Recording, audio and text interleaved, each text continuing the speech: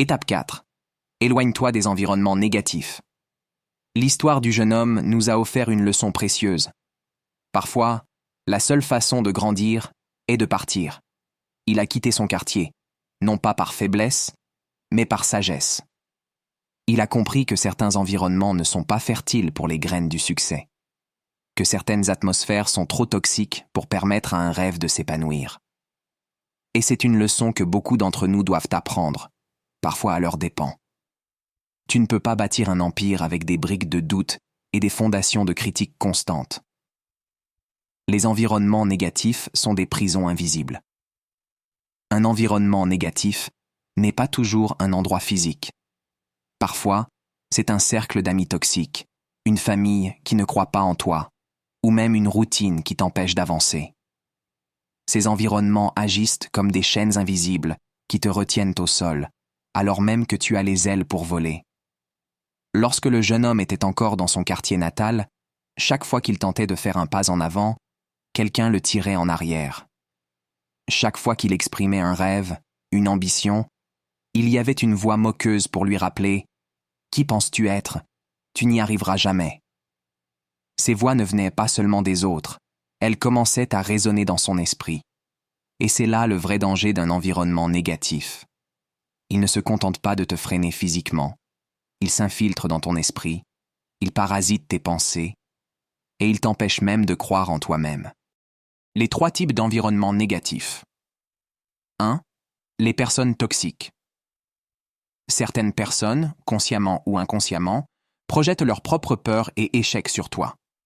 Elles te rappellent constamment tes limites, te critiquent dès que tu essaies quelque chose de nouveau, et minimisent chacun de tes progrès. Ces personnes ne veulent pas vraiment te voir échouer, mais elles ne supportent pas l'idée que tu puisses réussir là où elles ont abandonné. 2. Les routines stagnantes. Parfois, ce n'est pas les autres, mais tes propres habitudes qui forment un environnement négatif. Une routine sans défi, sans apprentissage, sans nouveauté, est un environnement stérile pour la croissance. 3. Les lieux sans opportunité. Il y a des endroits où les opportunités sont rares, où le développement personnel est presque impossible. Le jeune homme a compris cela lorsqu'il a vu que rester dans son quartier ne lui offrait aucun tremplin pour son futur. L'environnement influence tes pensées et tes actions. L'environnement dans lequel tu vis, les personnes que tu fréquentes, les conversations que tu écoutes, les contenus que tu consommes façonnent la personne que tu deviens. Tu es la somme des 5 personnes avec qui tu passes le plus de temps. Si tu es entouré de personnes pessimistes, tu finiras par devenir pessimiste. Si tu écoutes constamment des paroles de découragement, tu finiras par croire que tes rêves sont inatteignables. Mais si tu t'entoures de personnes ambitieuses, motivées et positives, cela deviendra contagieux. Leur énergie deviendra la tienne. Leur foi en leurs propres rêves te poussera à croire davantage au tien.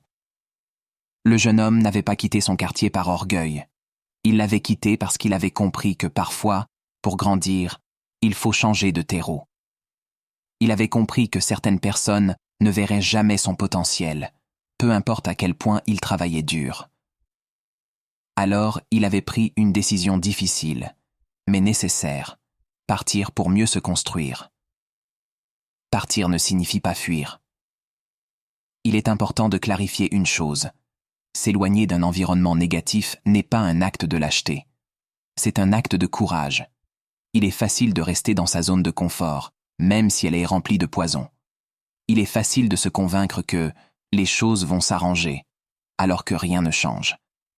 Mais il faut du courage pour regarder la vérité en face et dire « Cet endroit, ces personnes, ces habitudes ne me servent plus. Je mérite mieux. » Le jeune homme n'avait pas fui ses responsabilités. Il avait pris la responsabilité de son avenir. Il avait compris que rester dans un endroit où il était constamment ramené vers le bas était une forme d'auto-sabotage. Comment identifier un environnement négatif ? Les conversations sont toujours négatives. On critique, on se plaint, on accuse les autres, mais on n'agit jamais. Les progrès sont découragés. Chaque fois que tu avances, on te rappelle que tu perds ton temps. Les rêves sont moqués. Quand tu partages tes ambitions, on rit de toi ou on te dit que tu es irréaliste. Tu ressens une lourdeur constante. Chaque interaction te laisse fatigué et vidé d'énergie. Il n'y a pas d'opportunité de croissance. Les mêmes problèmes reviennent encore et encore, comme une boucle sans fin. Que faire lorsque ton environnement est négatif? Prends conscience du problème. Admets que ton environnement est un frein et non un tremplin. Éloigne-toi progressivement. Tu n'as pas toujours besoin de partir physiquement. Parfois, il suffit de limiter les interactions négatives. Cherche un nouveau cercle. Rejoins des groupes de personnes ambitieuses, lis des livres inspirants, consomme du contenu positif. Crée ton propre environnement. Si tu ne peux pas partir, transforme ce qui est autour de toi. Installe un espace dédié à ton travail, mets des citations inspirantes sur tes murs. Écoute des discours motivants chaque matin. Focalise-toi sur ton objectif. Laisse ta vision être plus forte que les voix négatives. Ton environnement doit refléter la personne que tu veux devenir. Imagine un athlète qui veut remporter une médaille d'or, mais qui s'entraîne dans un environnement où tout le monde est paresseux, où personne ne le soutient et où les équipements sont vétustes. Peu importe son talent, il sera freiné. Mais s'il change d'environnement, s'il s'entoure de coachs compétents, de partenaires motivés et qu'il utilise des outils adaptés, son potentiel explose. C'est pareil pour toi. Ton environnement doit être fertile. Il doit nourrir ta vision, renforcer ta foi et encourager tes actions. La force du choix. À chaque instant, tu as le choix. Rester dans un environnement qui te tire vers le bas ou chercher un environnement qui t'élève. Le jeune homme avait fait ce choix, et ce choix avait changé sa vie. Aujourd'hui, fais le même choix. Éloigne-toi des conversations qui t'empoisonnent. Éloigne-toi des personnes qui ne croient pas en toi. Éloigne-toi des habitudes qui t'enferment. En conclusion, la graine la plus fertile ne poussera jamais dans un sol toxique.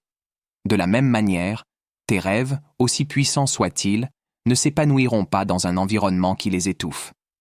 Alors, sois comme le jeune homme. Aie le courage de partir. Aie le courage de choisir un environnement qui te nourrit, qui t'élève et qui te pousse à donner le meilleur de toi-même.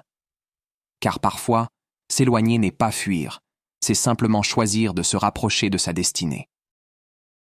Investis dans ton apprentissage. L'histoire du jeune homme nous a laissé un enseignement puissant. Le savoir est une clé. Une clé qui ouvre des portes invisibles, des opportunités insoupçonnées et des chemins que seuls ceux qui possèdent cette clé peuvent emprunter. Le jeune homme avait compris cela lorsqu'il avait pris la décision courageuse de retourner à l'école malgré son âge avancé, malgré les moqueries et malgré ses difficultés à comprendre certaines leçons. C'était un choix douloureux, mais c'était le choix qui allait transformer sa vie. L'apprentissage est le carburant de ta transformation. Rien ne grandit sans apprentissage. Rien ne se construit sans connaissance.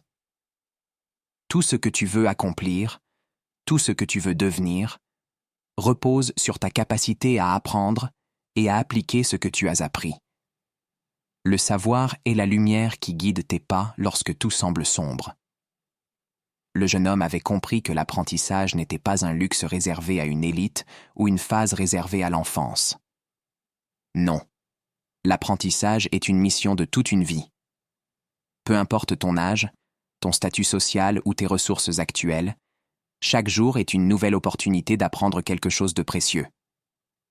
Au début, il avait ressenti une grande honte. Assis dans une salle de classe avec des élèves bien plus jeunes que lui, il avait eu envie d'abandonner plusieurs fois. Mais il avait choisi de rester, car il savait que chaque heure passée à apprendre le rapprochait un peu plus de sa vision. Chaque nouvelle compétence qu'il maîtrisait ajoutait une pierre solide à la fondation de son futur succès.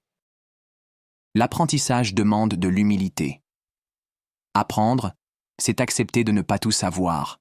C'est reconnaître que malgré ton expérience, ton âge ou ton statut, il y a des choses que tu ignores encore. Le jeune homme avait dû ravaler son orgueil pour poser des questions, pour demander de l'aide, et parfois pour échouer devant les autres. Mais chaque échec était une leçon. Chaque question trouvait une réponse. Et chaque jour, il devenait un peu meilleur que la veille. Beaucoup de gens hésitent à investir dans leur apprentissage parce qu'ils pensent que c'est trop tard, trop coûteux ou tout simplement inutile. Mais pose-toi cette question. combien cela va-t-il te coûter de ne pas apprendre? Si tu n'apprends pas à gérer tes finances, combien cela te coûtera-t-il à long terme?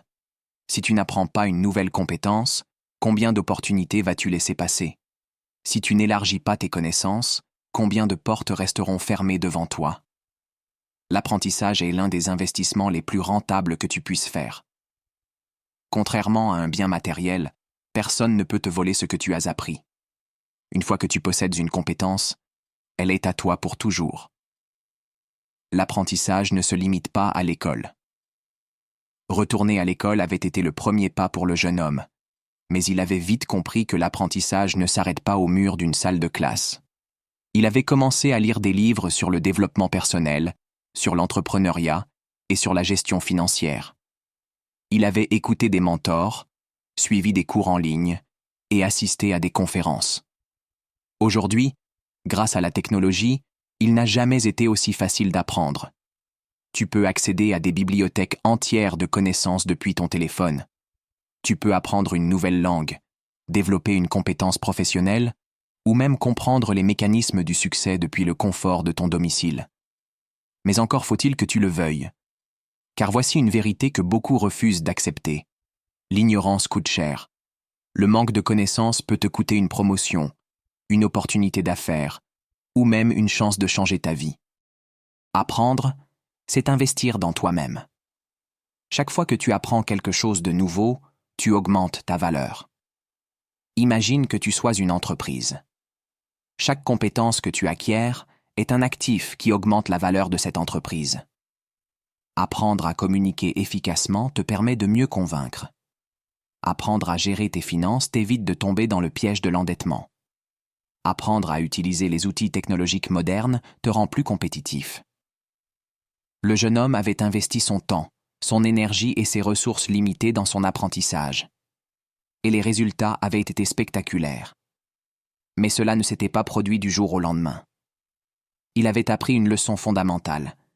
La constance est plus importante que l'intensité. Peu importe si tu n'as que 15 minutes par jour à consacrer à ton apprentissage. Utilise-les. Chaque petit effort s'additionne au fil du temps. Chaque livre lu, chaque vidéo éducative regardée, chaque nouvelle compétence acquise te rapproche un peu plus de ton objectif. L'apprentissage continu est une habitude des gagnants. Regarde les personnes qui réussissent dans leur domaine. Que ce soit dans les affaires, le sport, l'art ou la science, elles ont toutes un point commun. Elles n'arrêtent jamais d'apprendre. Les grands entrepreneurs lisent constamment. Les meilleurs athlètes s'entraînent chaque jour pour perfectionner leurs techniques. Les artistes explorent sans cesse de nouvelles méthodes pour exprimer leur créativité. Pourquoi? Parce qu'ils savent que le jour où tu arrêtes d'apprendre, tu commences à régresser. L'apprentissage est une course sans ligne d'arrivée. Il n'y a pas de point où tu pourras dire « j'ai appris assez ». Je peux arrêter maintenant. Chaque jour offre une nouvelle opportunité d'apprendre, de grandir et de devenir une meilleure version de toi-même. Comment investir efficacement dans ton apprentissage? 1. Lis régulièrement. Les livres sont des mentors silencieux. Chaque livre est une conversation avec l'esprit brillant de son auteur. 2. Suis des formations. Que ce soit en ligne ou en présentiel, investis dans des cours qui développent des compétences clés. 3. Écoute des mentors. Trouve des personnes qui ont accompli ce que tu veux accomplir et apprends d'elles. 4. Applique ce que tu apprends. L'apprentissage sans application est une perte de temps. Prends l'habitude de mettre en pratique ce que tu découvres. 5. Sois curieux. Pose des questions, explore de nouveaux domaines et ne cesse jamais d'être émerveillé par le monde qui t'entoure. En conclusion, le jeune homme avait compris que le savoir est une arme, un outil et une clé à la fois. Chaque page tournée, chaque cours suivi, chaque mentor écouté ajoutait une nouvelle pierre à l'édifice de son succès. Aujourd'hui, toi aussi, tu as ce choix devant toi. Tu peux décider d'investir dans ton apprentissage, de cultiver ton esprit et de te donner les moyens de réaliser tes rêves. Ou tu peux choisir de rester là où tu es, en espérant que les choses changent d'elles-mêmes. Mais souviens-toi de ceci. Chaque euro investi dans ton savoir, chaque minute passée à apprendre est un pas de plus vers ta destinée. Alors, fais comme le jeune homme. Apprends, grandis, applique et construis la vie que tu mérites.